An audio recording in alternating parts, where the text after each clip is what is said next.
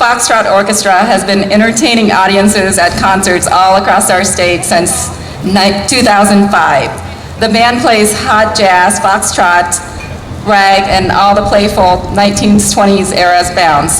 Tonight they will pay tribute to Iowa's very own Glenn Miller Orchestra. Ladies and gentlemen, the Ballyhoo Foxtrot Orchestra.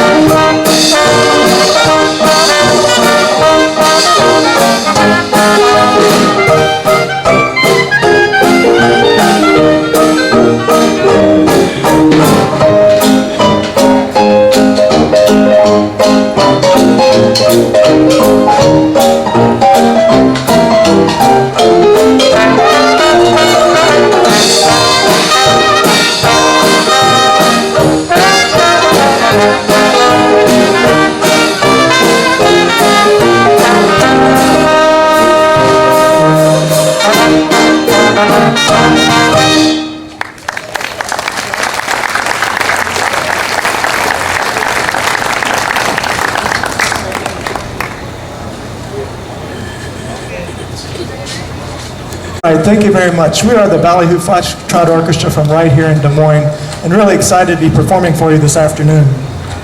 We're going to be doing a Giants of Jazz program on Glenn Miller, but I have one caveat to give you. We're a 1920s Foxtrot Orchestra, and Glenn Miller, a lot of his music that he's famous for is from the 1940s, back in the swing era.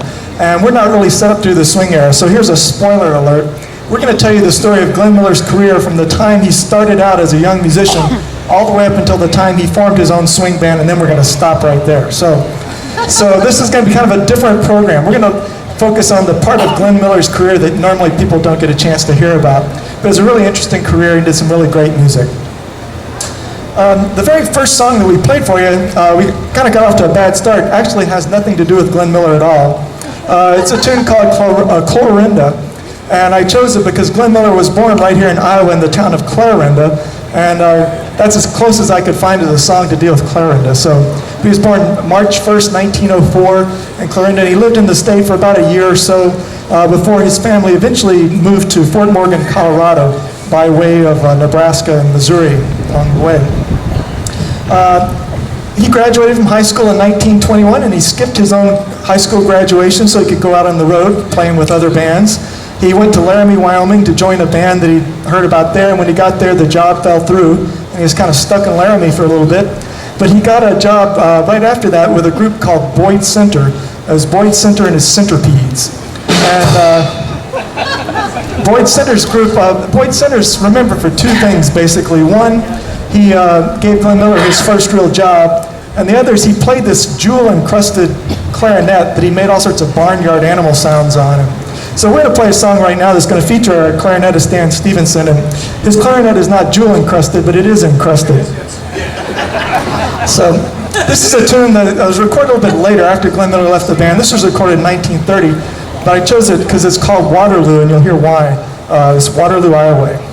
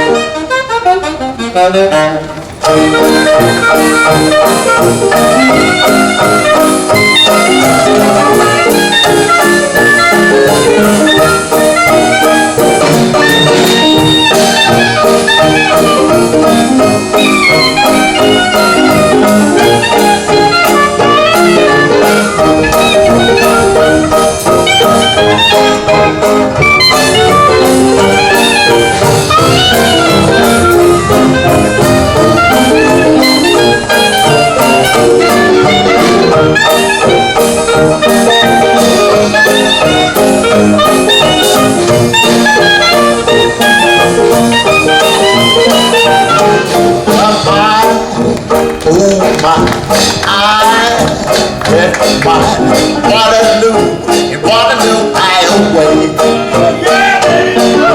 Cry, oh my, sigh, oh my. What a girl, she always must have her say. Got her ruby cheeks, smiles that are so sweet. Her lips I love to eat, but she can't see me. I bet my Waterloo, Waterloo,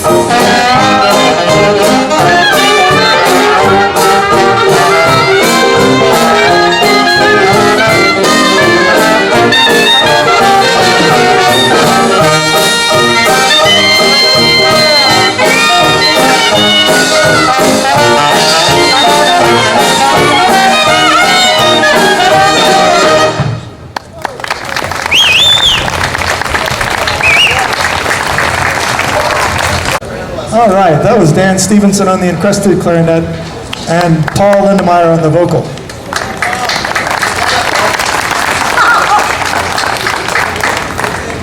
In 1923, after being on the road with Boyd Center for a little bit, Glenn Miller enrolled at the University of Colorado. Figured he'd go back and get his education, but it turned out he wasn't a very good student. Matter of fact, he even flunked harmony, which is kind of ironic since he became famous as an arranger later on in his career.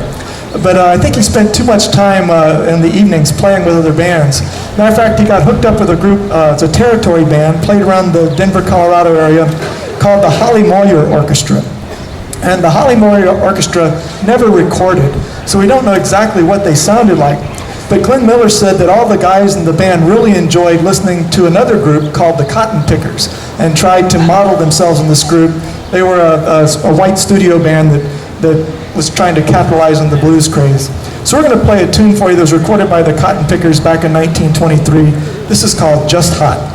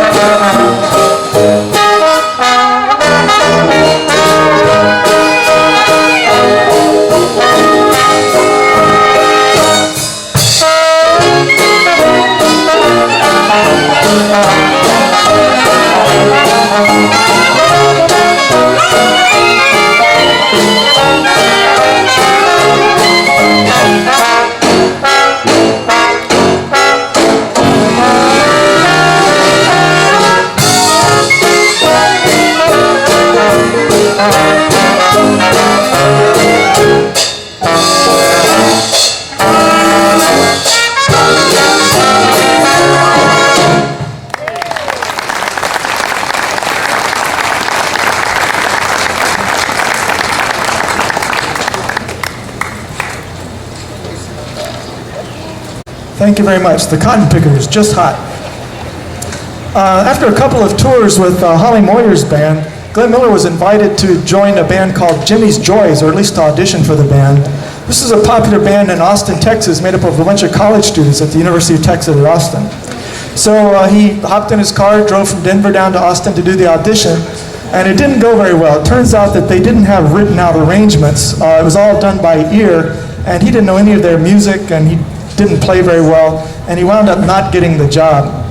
Kind of a disappointment. However, he really hit it off with the banjo player in that group, who was a gentleman named Smith Ballou, and they kept in touch over the course of their career. And later on, Smith Ballou made the transition from the banjo player to something a little bit more respectable as a singer. And Glenn Miller helped Smith Ballou get established in New York City back in the early 1930s. And when Smith Ballou wanted to form his own band, Glenn Miller helped him get his band going.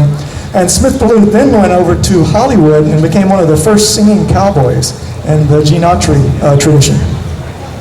So anyway, we're going to play a song that Smith Ballou recorded in 1929 with Ben Selvin and his orchestra. We're going to bring out Gina to sing it. This is Am I Blue? Hi, everybody. How are you doing? Don't get sassy already now.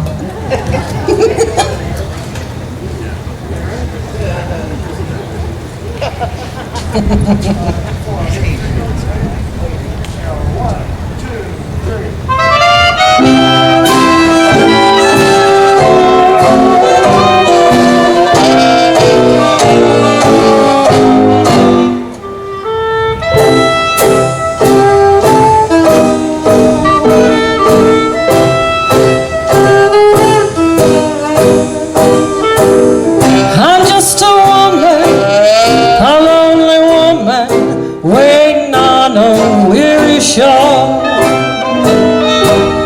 I'm just a woman that's only human, one you should be sorry for. Got up a morning around dawn, without a warning I found he was gone. Why should he do it? How could he do it? He never done it before. Am I blue? Am I blue? Ain't these tears in these eyes telling you? Am I blue? You'd be too if each plan with your man done fell through. There was a time I was the only one, but now I'm the sad and lonely one. Was I gay till today? Now he's gone and we're through. Am I blue?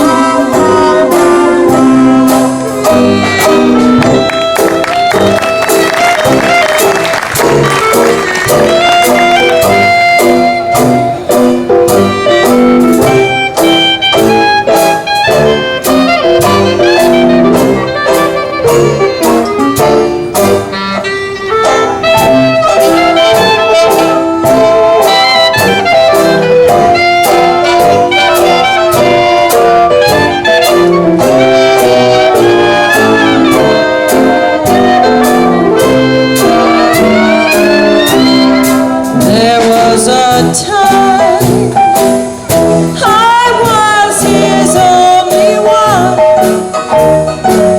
but now I'm the sad and lonely one.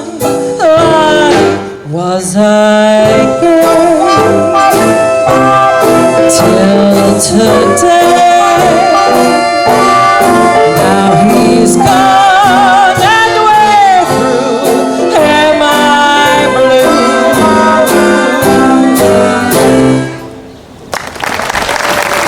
Thank you.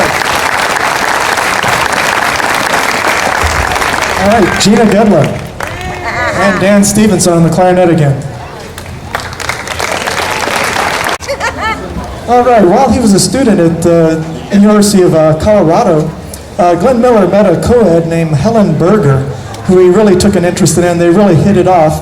And they began a multi-year relationship that lasted for many years while Glenn was on the road. They kept in touch through correspondence and through letters, and every now and then when Glenn was in the Denver area, he'd drop by. But you can imagine what a challenge that was for Helen.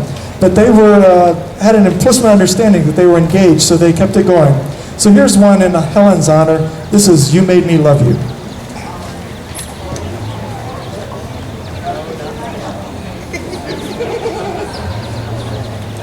These guys.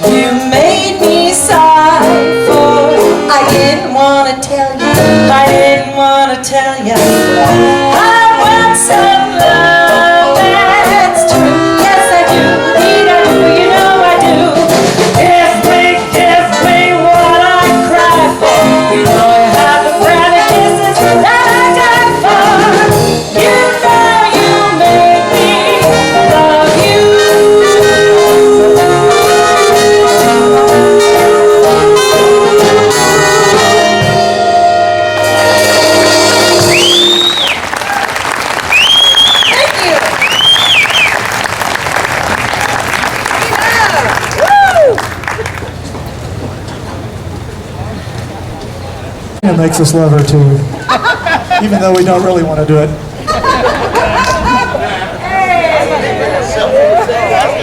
After a couple semesters, Glenn Miller quit college. It just wasn't working out for him, and he went back on the road. He toured with a number of territory bands, and he eventually wound up in Los Angeles. And while he was in Los Angeles, he got hooked up with the Ben Pollock Band. And Ben Pollock Band was a little bit of a different band than he'd played with so far. Ben Pollock was from Chicago, and all his musicians were from Chicago. And at that time, Chicago was the jazz capital of the United States. So these guys knew a little bit more about jazz than the other people that Glenn had been playing with. So it was a real learning experience for him. And later on, the Pollock Band developed into one of the most popular bands of the 1920s. We're going to play for you a song that Pollock recorded back in 1926 called Deed I Do. And Glenn Miller did the arrangement for the band. And we're not going to do Glenn Miller's arrangement, we're doing my arrangement, which I did independently. But I was really pleased whenever I listened to Glenn's arrangement to discover we made a lot of the same choices. And so I was kind of flattered with that. So this is not Glenn Miller's arrangement, but it has some of the same choices. A lot of the same notes as the tubas, just.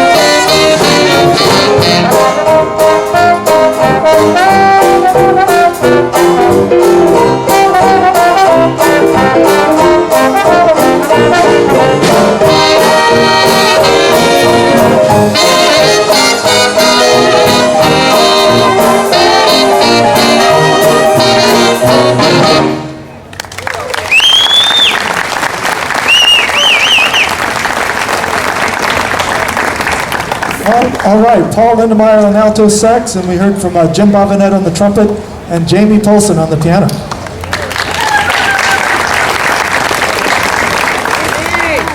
As I said, Ben Pollack was from Chicago, and after playing in Los Angeles for a while, he started getting a little bit homesick and wanted to go back to Chicago. So he moved the whole band back, and everyone in the band went except for one of the sax players decided to stay in Los Angeles. So when they got to Chicago, he had to hire a replacement, and he hired this young kid who played sax and clarinet by the name of Benny Goodman to join the band. And so Glenn and Benny got to be really good friends. They were roommates. They double dated together and spent a lot of time together. And while they were in Chicago, a lot of the white musicians who played in the clubs downtown liked to go listen to the black musicians down on the south side in the evening because they were a lot closer to the New Orleans tradition. They thought they could learn a lot more about this jazz that interested them. And of course, the band that they all went down to go hear was Joe King Oliver's band. He played at the Lincoln Gardens, had a bunch of musicians, all of them from New Orleans, and one of them they were particularly interested in hearing was the second cornet player in Joe King Oliver's band. He's a young kid, 22 years old, by the name of Louis Armstrong. So we're going to play a recording from one of Joe Oliver's songs. This is The Snake Rag, which he recorded in 1923.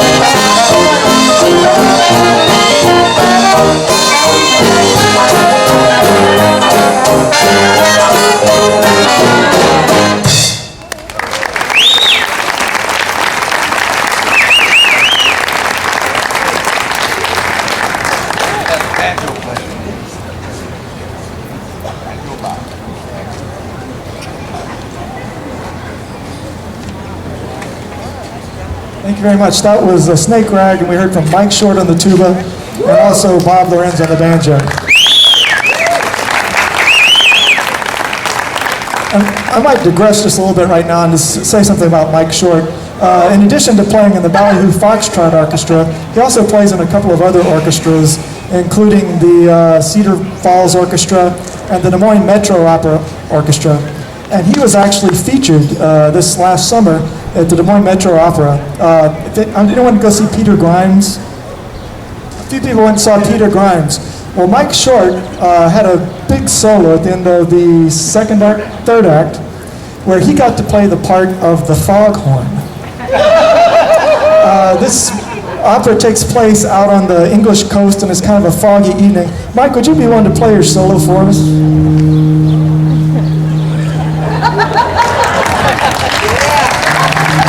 Wait. It's not finished. He's got to do it 10 more times. Anyway, I think he did get soloist pay for that, didn't you? He got paid as a soloist. So anyway, back to our story. As I said, a lot of the jazz musicians, the white jazz musicians, would go to the South Side to listen to King Oliver and some of the bands down there. But Glenn was also interested in listening to some of the commercial bands. As I said, he wanted to be an arranger. He was really interested in what some of the arrangers were doing. And one of his favorite bands to go listen to was Roger Wolf Kahn's band that played at the Southmore in Chicago. It was a total contrast to Joe King Oliver's band, whereas King Oliver was basically a self-taught musician from New Orleans. Roger Wolf Kahn was basically a very well-to-do kid from Chicago. His father had quite a bit of money, and his father bankrolled his bands. So he was leading his first band when he was 14 years old, and by the time he was 18 years old, he had a nationally recognized band. And he would hire some really great arrangers and do some great music. So we're going to do one of Roger Wolf Kahn's songs that Glenn would have listened to at the time. This is one that we recorded in 1928 called Crazy Rhythm.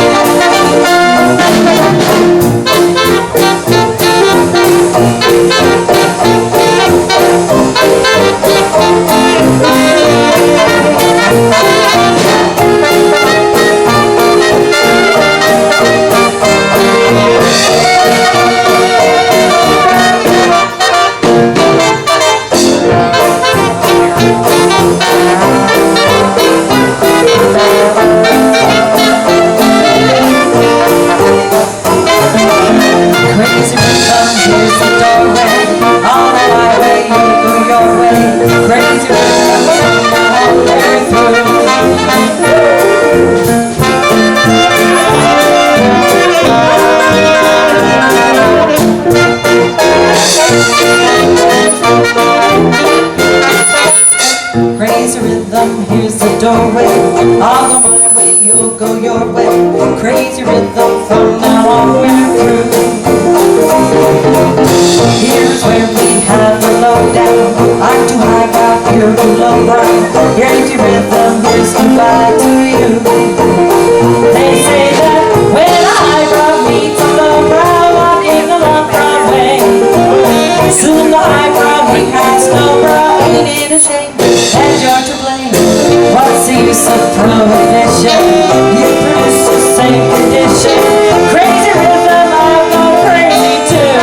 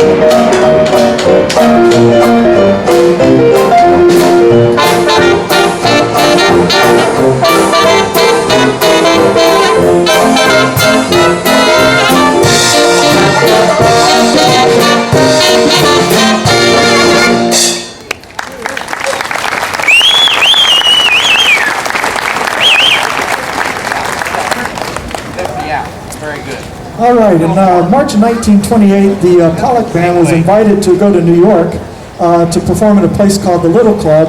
And no sooner they got there and started the gig, they lost the gig. And pretty soon the guys were desperate for work. They were in New York City with nothing to do. And a lot of musicians actually talked about leaving the band and forming a new band. And they were looking at the band members and said, well, who among us could lead this band?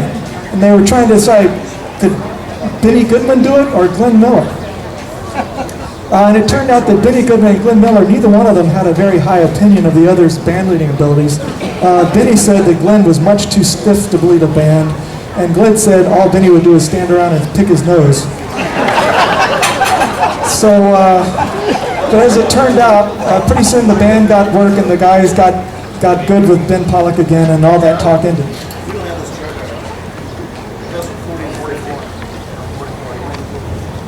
Sorry, caused panic, had a typo in my set list.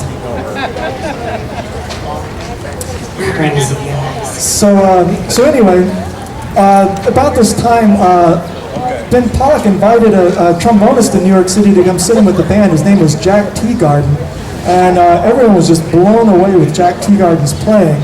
And pretty soon, Glenn Miller was a good trombonist, but he wasn't a great trombonist. And pretty soon he realized that a lot of the guys in the band were more excited about Jack Teagarden than they were about him. So he decided to leave Ben Pollock's band and just become a freelancer in the New York City area, which is what he did. And I was actually able to make a career of it, and so he thought, well, you know what? I've got this girl in Denver, Colorado, Helen Berger, who's been kind of waiting for me. So he invited her to come to New York and marry him, which she did over her parents' objections. And she remained Glenn's wife for the rest of his life.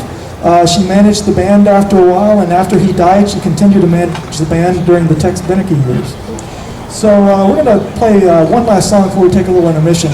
And this is a song that came out in 1928, the year that they got married, and it's probably one that had a little bit of significance for them.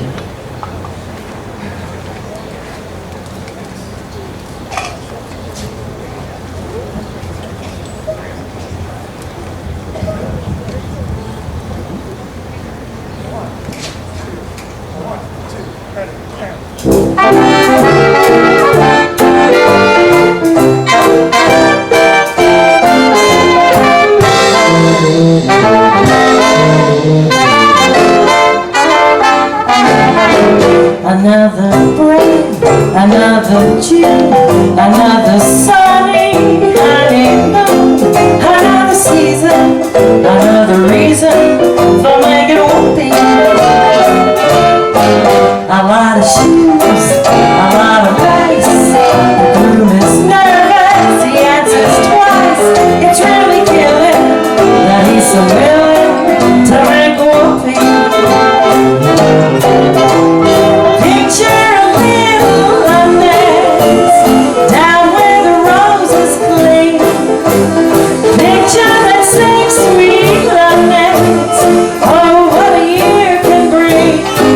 He's washing dishes and baby clothes. He's so ambitious, he even sews. But don't forget, folks, that's what you get, folks, for making whoopee.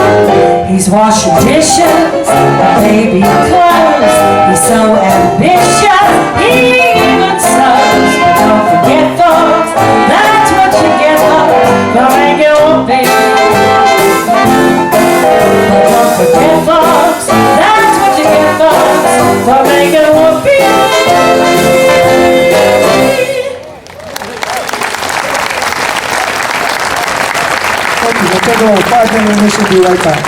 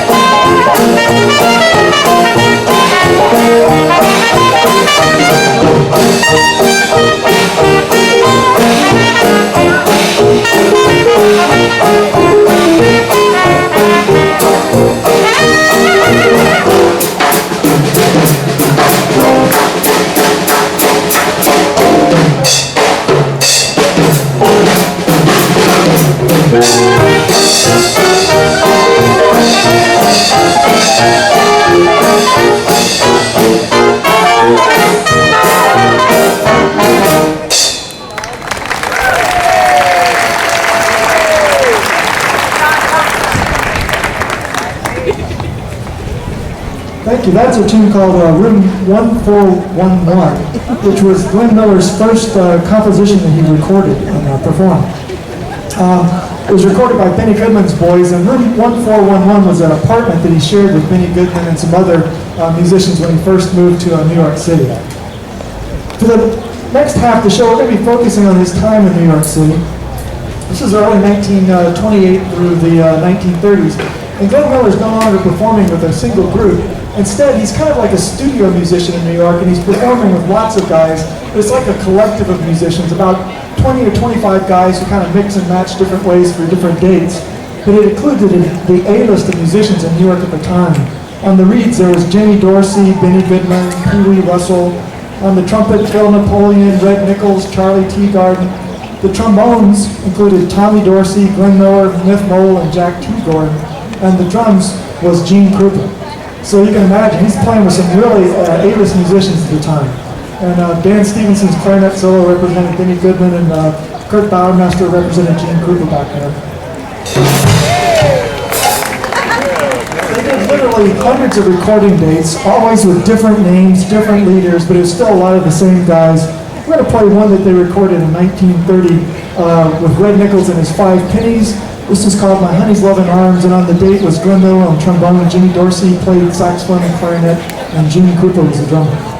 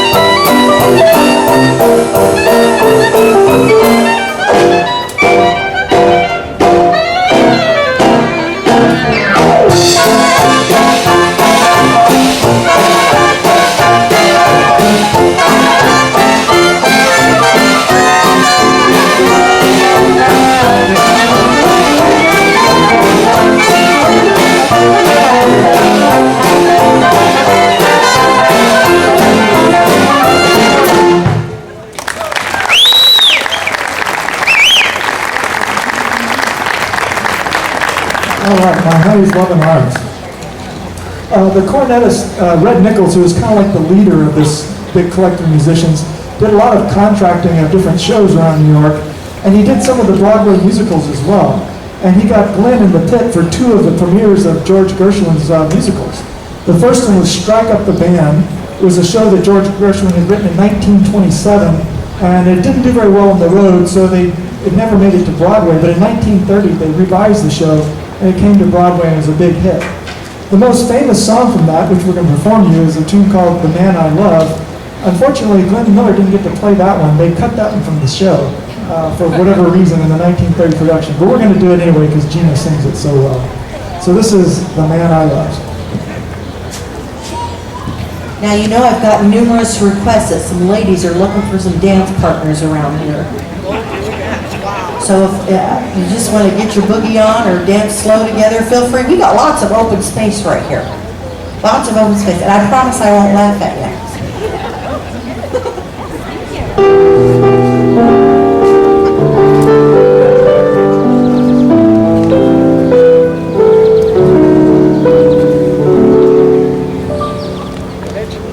When the moon begins to wane, every night I dream a little dream. And of course, Prince Charming is the theme, the hero for me. Oh, I realize as well as you, it is seldom that a dream comes true. To me, it's clear that here appears someday he'll come along, the man I love, and he'll be big and strong, the man I love. And when he comes my way, I'll do my best to make him stay. He'll look at me and smile, I'll understand, and in a little while he'll take my hand. And though it seems absurd, I know we both won't say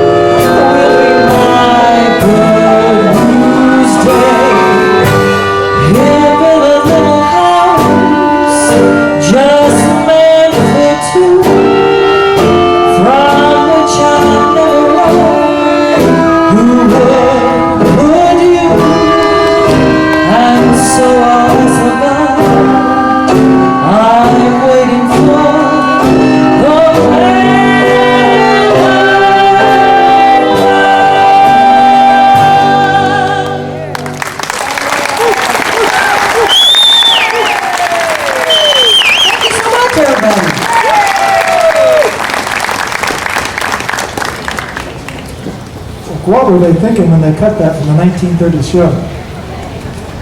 We're going to play one more musical or song from a musical that Glenn Miller was involved with.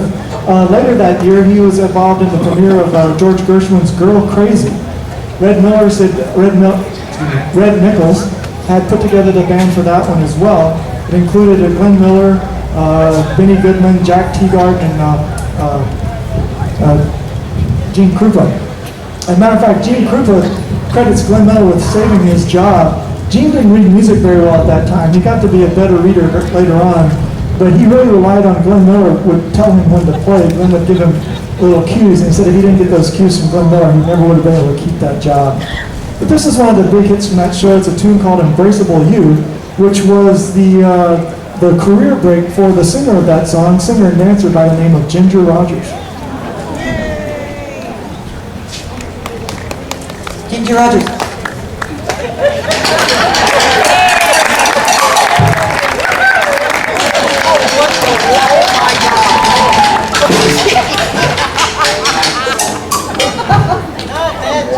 Not that Ginger Rogers. Which one of these guys up here is Fred Astaire? Whoa, wait a minute.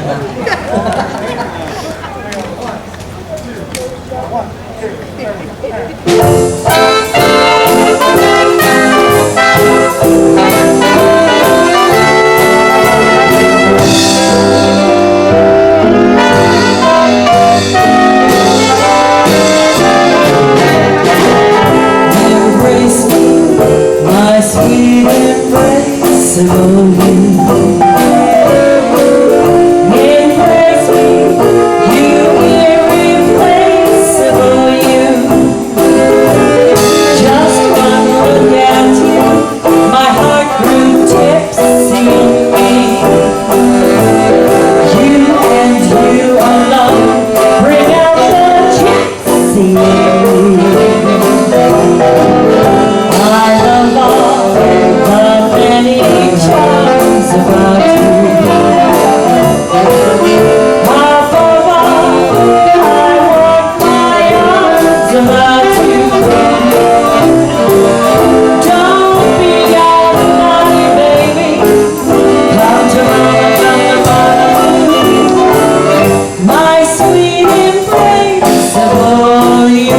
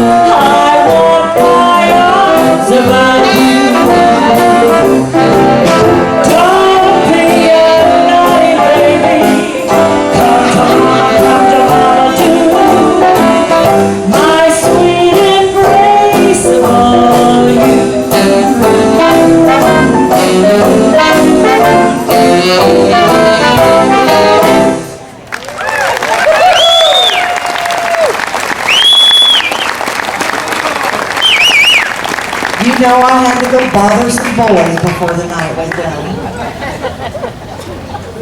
So note to self, I gotta give Tina a shorter leash here. So she doesn't get in trouble. While he was in New York City, Glenn Miller, of course, was listening to a lot of other bands, and some of the bands he was interested in hearing at this time was Duke Ellington, the Cotton Club Orchestra, and also Fletcher Henderson. Fletcher Henderson's a name we don't know quite as well, but he's very important. He was a pianist, an arranger, and a band leader. And he led some of the critically acclaimed African-American bands of the 1920s and 30s. And this despite being notoriously a bad band leader, in the sense he was totally unorganized, and was just chaos in all of his gigs, yet he somehow managed to put together some really good bands. He played a critical role in establishing the sound, the big band sound, both through his own band's performances, and also in the 1940s, he became Benny Goodman's chief arranger. So a lot of the Benny Goodman sound that you know from the 1940s was created by Fletcher Henderson. We're going to perform a song that he recorded in 1931. It's basically a little blues tune. It's got lots of little different riffs in it. But I want you to pay attention to the second riff. You can figure out what it is. I think you'll notice it when you hear it, and you'll know why we chose to play this tune. This is Fletcher Henderson's Hot and Anxious.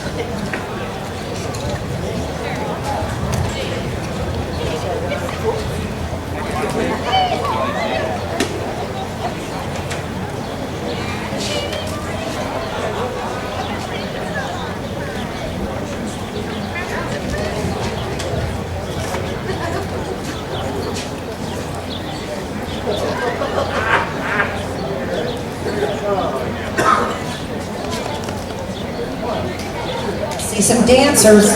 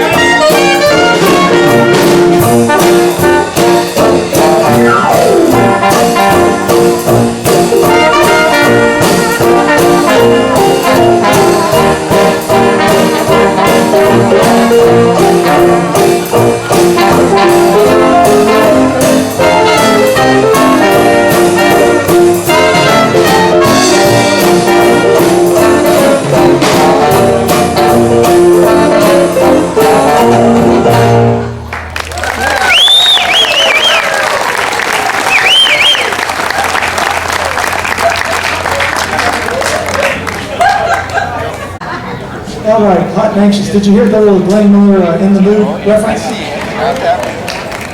You know, Joe Garvin is credited with writing that song in 1939, but in 1930, Winnie Manone wrote a tune that he called the Tar Paper Stomp, and then they had that tune, and then 1 year later, Fletcher Henderson used it in his arrangement here of Hot and Anxious. And there's rumors that when In the Mood came out, Glenn Miller actually had to pay off Winnie Manone on the side so he wouldn't sue him over copyright infringement for In the Mood. I'm going to do two more tunes for you. This first one is one that was recorded by the Charleston Chasers. Once again, Charleston Chasers is a studio band. It's the same guys just getting together. And this is the Basin Street Blues. Glenn Miller did the arrangement. We're going to play a copy of his arrangement here. And for this arrangement. He wanted to feature Jack Teagarden both in his singing and his trombone playing. And the tune Basin Street Blues was composed in 1926, and Louis Armstrong recorded it the following year with his Hot 7. But when Louis Armstrong recorded, the song didn't have a verse. And Glenn Miller and Jack Teagarden both thought that the song ought to have a verse. And so they wrote the part that goes, "Won't you come along with me?" That begins the song. It's now considered to be very much a part of the song, but that was Glenn Miller's composition that he added on to an existing tune. So here's our version of the Basin Street Blues.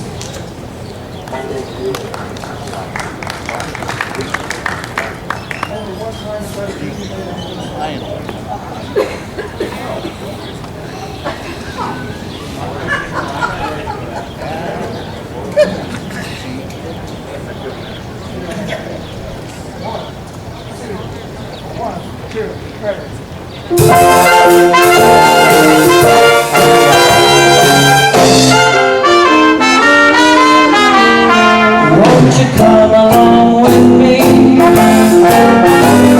down the Mississippi? We'll take the boat to the land of dreams, straight down the river down to New Orleans, and there to meet us,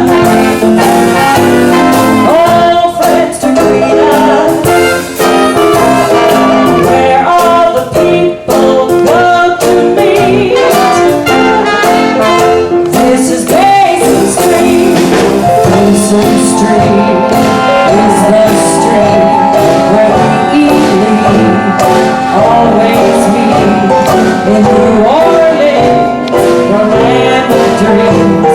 You'll never know how nice it seems or just how much it really means. I'm glad you babe. Yes, sirree. Where what comes free and dear to me, where I can lose my Basin Street blues.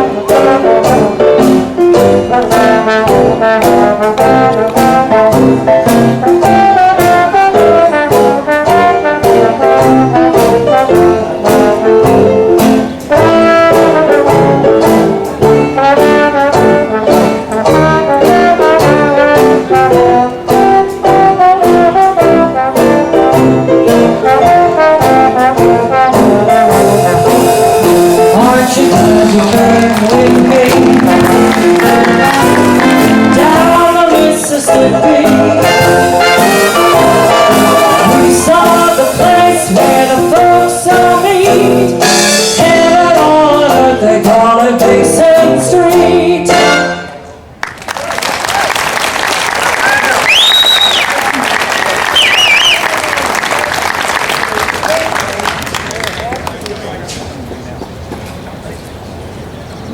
All right, so we basically kind of come to the end of our story. Glenn Miller, at this point, continued playing with these other musicians. He became a band music director for other people's bands.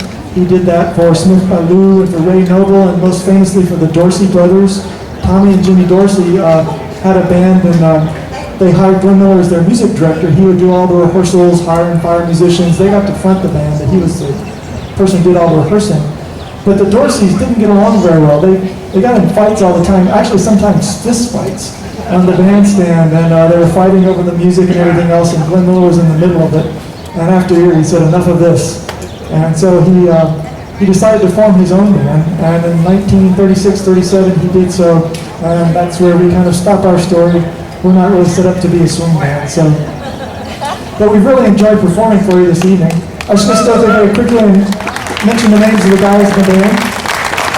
Tenor sax and clarinet, Dan Stevenson. And the alto and saxophone is tenor saxophone, Paul Lindemeyer. On trumpet, the trumpet teacher from ISU, Jim Boganet. On the drums, great grad, Kurt Bauermaster. He doesn't like me to say he's a Drake grad though, because he still has some outstanding parking tickets. This guy too. No library fans, I went to the library. Yeah, he's borrowed from the library. On the tuba, we have Mr. Mike Short, who also teaches at Drake and Simpson College. On the banjo, Bob Lorenz. On the piano, my colleague at Simpson College, Danny Folsom. And Gina Gedler on the vocals.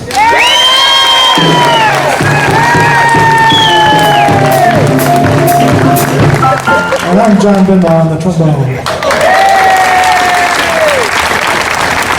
We want to thank Jazz in July for sponsoring this event, as well as Woodland Creek's Active Retirement Community, and the many sponsors. If you've got a program, be sure to look it up, those sponsors, and patronize their businesses if you can, or at least give them an attaboy. We want to thank you for being a good audience. If you enjoyed today's performance, there's a chance to hear us again this weekend. We're going to be performing at the Lakeside Dixie Fest up in Clear Lake, Iowa. It's a great little Dixieland festival. There's going to be 4 bands there. It's absolutely free. It's in the park overlooking the lake. I understand it's going to be in the 70s.